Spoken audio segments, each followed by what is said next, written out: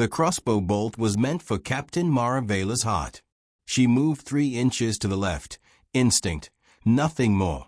And the bolt buried itself in the crystal pillar behind her, shattering it into 1,000 glittering fragments. The sound echoed through the observation deck like a scream. Mara didn't flinch. She turned slowly, her dark eyes finding the shooter, a hooded figure disappearing into the crowd below. Her hand moved to her own crossbow, fingers brushing the worn wooden stock that had belonged to her father, and his father before him. "Captain." Her first officer Kale rushed toward her, face pale with shock. "Are you?" "I'm fine." Mara's voice was steady, but her heart pounded against her ribs. Someone wanted her dead before the treaty even began. "Track that shooter." Quietly. The treaty hall of Altheria stretched below them, a vast amphitheater carved from living crystal, where delegates from 47 species had gathered. The rules were ancient and absolute: no advanced weapons, no plasma rifles, no graviton disruptors, no neural disablers. Only primitive technology was permitted within these walls. Most species had arrived with ceremonial blades. Some carried stone hammers or weighted chains. The Kethrani delegation bore obsidian spears that gleamed like black glass. Humans carried crossbows. The galaxy had laughed when they heard. Crossbows, relics of a primitive age, weapons their ancestors had abandoned millennia ago. What could humans possibly accomplish with such crude instruments?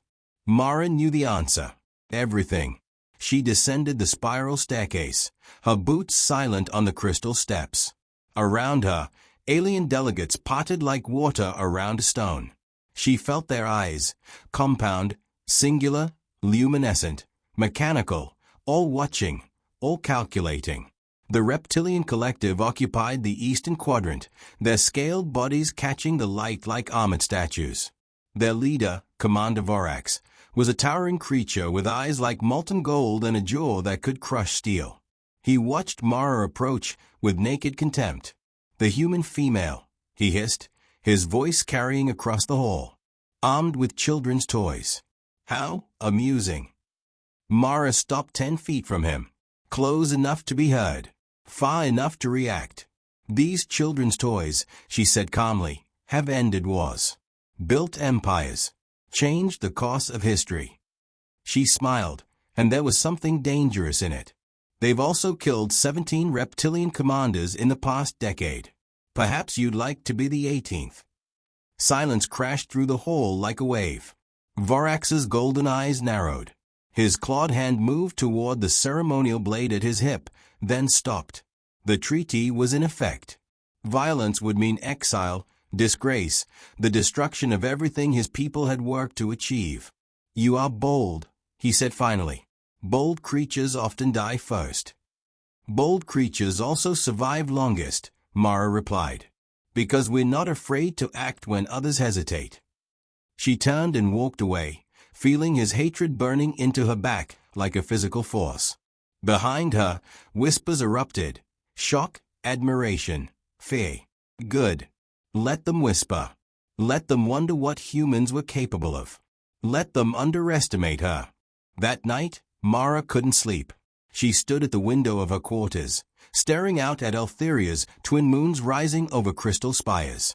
The city below glowed with bioluminescent gardens and floating light spheres, beautiful and alien and deeply unsettling.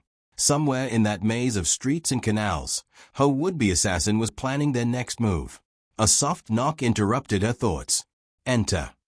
Kale stepped inside, his face drawn with exhaustion. "We found something, Captain." "The shooter." We traced their path through the maintenance corridors. They knew exactly where to go, which routes to take. This wasn't a random attack. Someone gave them inside information. "Yes." Kale hesitated. "There's more. We found this near their escape route." He handed her a small metallic disc, no larger than her thumbnail. Mara turned it over in her fingers, examining the intricate pattern etched into its surface, a serpent consuming its own tail. Her blood ran cold. "The Shadow Keepers," she breathed. Kale nodded grimly. "They are real, Captain.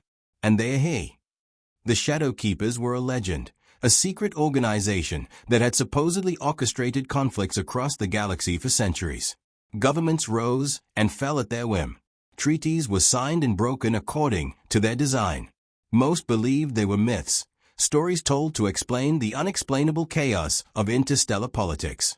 Mara had never believed the stories. Until now. Why target me? She wondered aloud. I'm just a ship captain. There are far more important delegates here. Maybe that's exactly why. Kale moved to the window beside her, his voice dropping. Think about it. The major species are watched constantly, guards, counterintelligence, elaborate security measures. But humans? We're newcomers. Underestimated. Overlooked. We're the perfect scapegoat, Mara realized. If something happens during this treaty, if the peace fails, humanity gets blamed. We become the common enemy that unites everyone else against us. The weight of it settled over Mara like a shroud. This wasn't just about her life. This was about the survival of her entire species. If the Shadowkeeper succeeded, humanity would face a unified galactic coalition, billions of aliens who believed humans had sabotaged the peace. They would be hunted to extinction. We have 3 days, Mara said quietly. 3 days until the treaty is signed. We need to find out who's behind this and stop them, without causing the exact chaos they want. Kale met her eyes. How do we fight shadows, Captain? Mara's hand found her crossbow, the worn wood warm beneath her palm. The same way we've always fought. With patience, precision, and the element of surprise. The second day of the treaty proceedings opened with ceremony and suspicion.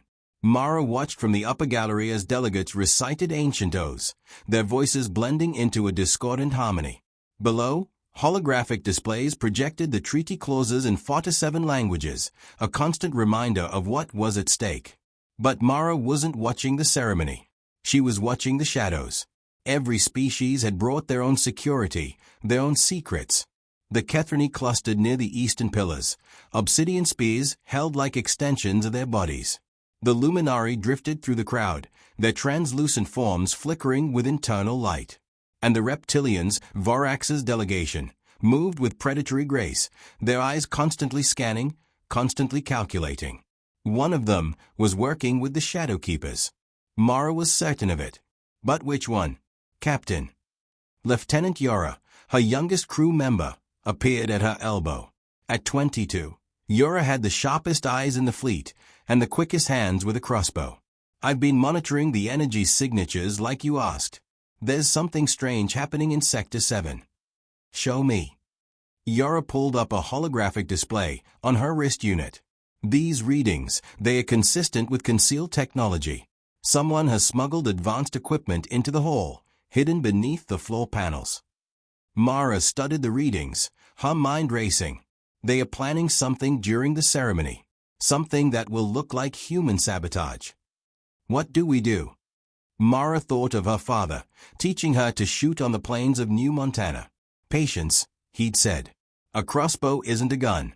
You can't spray and pray. Every bolt counts. Every shot must be perfect. We wait, Mara said. We watch. And when they make their move, we show them what humans are really capable of. The hours crawled by. Mara circulated through the hall, smiling at delegates, exchanging meaningless pleasantries, all while her crew positioned themselves at strategic points. Each human carried a crossbow, 12 in total, and each crossbow was loaded with specialized bolts designed for different purposes. Some for precision, some for disruption, some for moments when everything else failed. The attack came without warning. One moment, the holographic displays were projecting treaty clauses. The next, they flickered, distorted, and exploded into cascading static. Screams erupted as delegates scrambled backward, certain they were under attack. But the real threat wasn't the displays. Beneath the floor, concealed devices hummed to life, generating energy fields that began to distort the voting mechanisms. If they succeeded, the treaty votes would be corrupted, and the corruption would be traced to human access codes planted in the system. Now, Mara shouted. 12 crossbows rose as one. 12 humans, trained to inhuman precision, released their bolts simultaneously. The projectiles flew through the air, not toward living targets, but toward the concealed devices, the hidden mechanisms, the carefully planted evidence. Sparks exploded. Energy fields collapsed. The sabotage attempt crumbled in seconds. Silence fell over the hall. Every eye turned toward the humans. Mara stood in the center of her crew, crossbow raised, smoke still curling from the destroyed devices. She met Vorax's golden gaze across the chamber and saw something she hadn't seen before. "Fee. We follow the rules," Mara said, her voice carrying through the stunned silence. "But we are not blind. We are not helpless. And we are not the enemies you believe us to be." She lowered her crossbow slowly. "Someone in this hall wants this treaty to fail. Someone wants humanity to take the blame. We just proved that's not going to happen." The murmurs began, quiet at first, then building. Delegates exchanged glances, reassessing everything they thought they knew.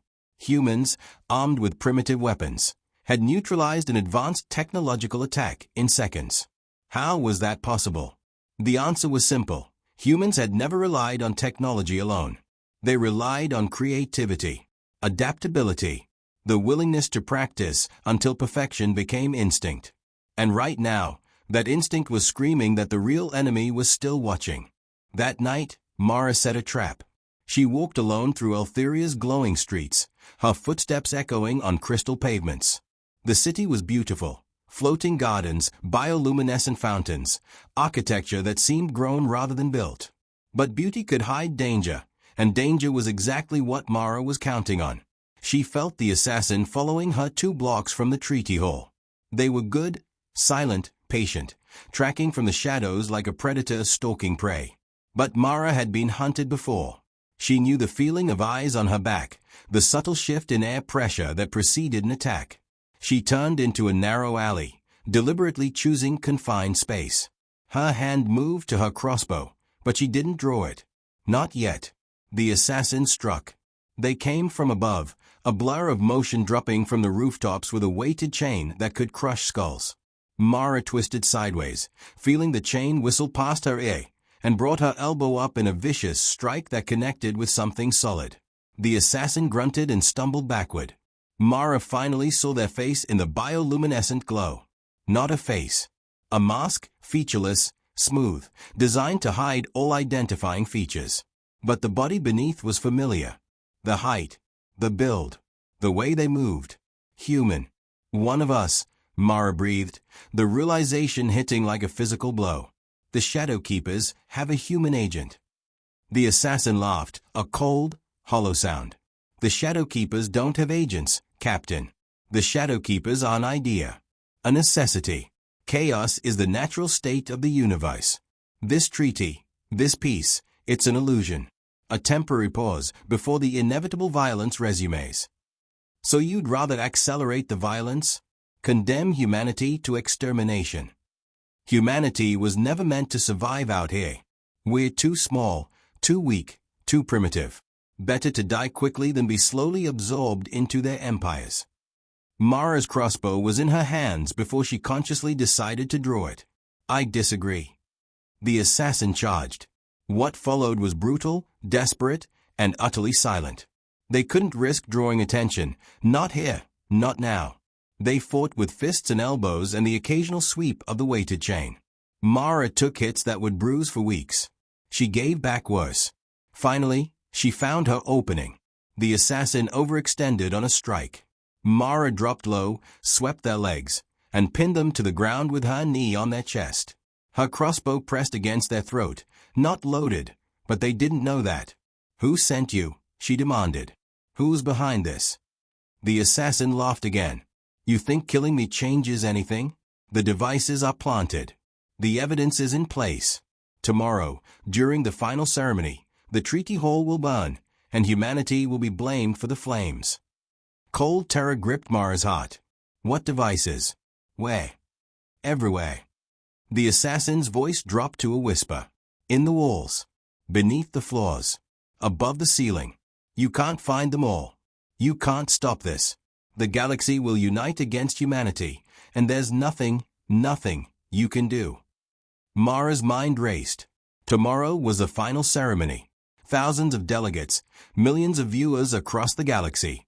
If explosions ripped through the hall, if humans were blamed. "You're wrong," she said quietly. "Humans always find a way." She rendered the assassin unconscious with a precise strike to the temple, then activated her communicator. "Kale. Emergency protocol. Wake everyone.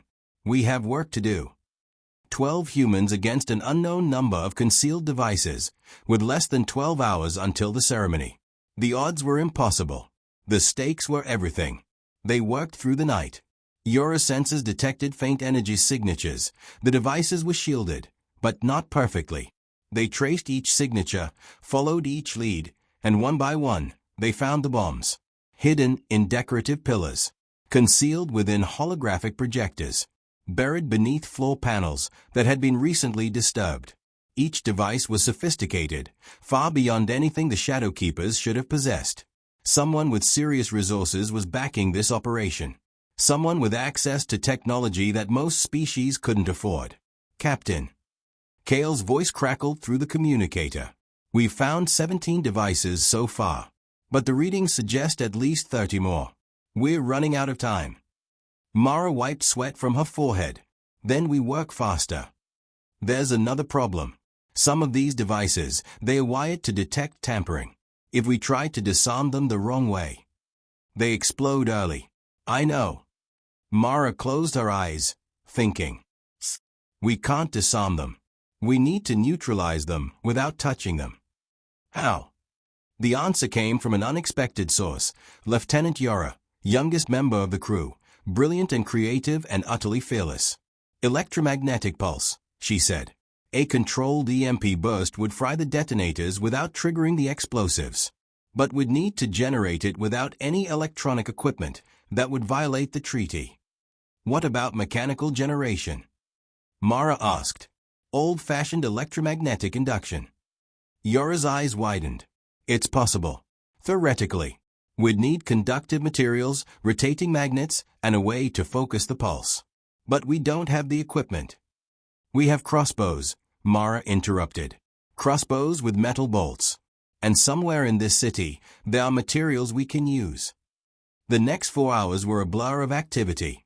Humans scattered across Eltheria, bartering, borrowing, and occasionally stealing the materials they needed. They found copper wire in an abandoned maintenance station, magnets in a vendor's stall, focusing crystals in a museum of ancient technology. By dawn, they had built something no engineer would recognize, a crude, mechanical EMP generator powered by crossbow tension cables and focused through carefully positioned crystals.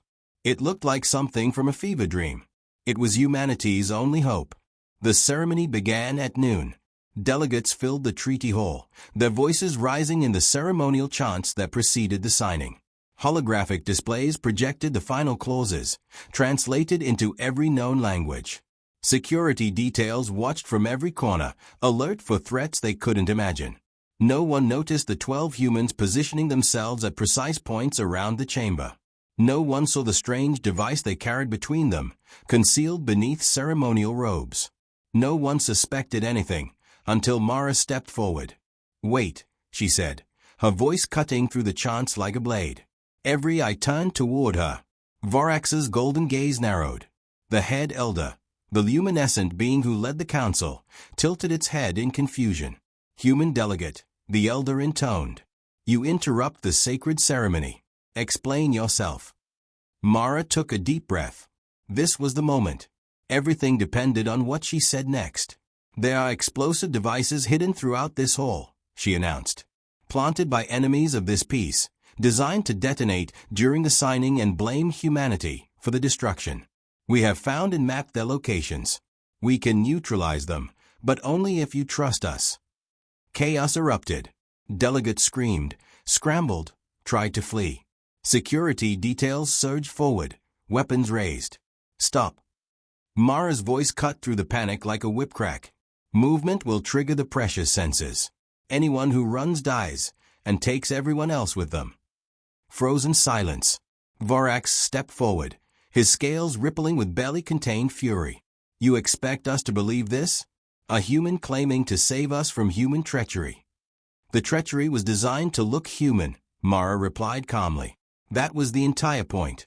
Frame humanity. Unite the galaxy against us. But the real enemy is the organization that planted these devices, the Shadow Keepers. They don't care about species or treaties. They want chaos, eternal war, profit from conflict. And you can prove this. Mara gestured to her crew. We built something. A mechanical electromagnetic pulse generator. It will neutralize the detonators without triggering the explosives. But we need 30 seconds of absolute stillness. 30 seconds to save everyone in this room. The head elder studied Mara with ancient, luminescent eyes. You asked for trust. Trust is earned through action, not words. Then watch us act. Mara nodded to her crew. They moved like dancers or soldiers, each human taking their position with absolute precision. The EMP generator rose in the center of the chamber, its copper coils gleaming, its crystals focusing the electromagnetic pulse that would determine everyone's fate. Yora's hands worked the crank mechanism. Tension cables, borrowed from crossbows, began to spin the magnetic ore. The device hummed, vibrated, grew louder. 20 seconds. Delegates held their breath. Vorax's claws dug into his palms. The head elder watched without blinking. 15 seconds. Mara's crossbow was in her hands, not aimed at anyone, just ready. If this failed, if the devices detected the pulse and triggered early, she would spend her last moments doing what humans did best. Fighting. 10 seconds. The hum became a whine. The crystals glowed with concentrated energy.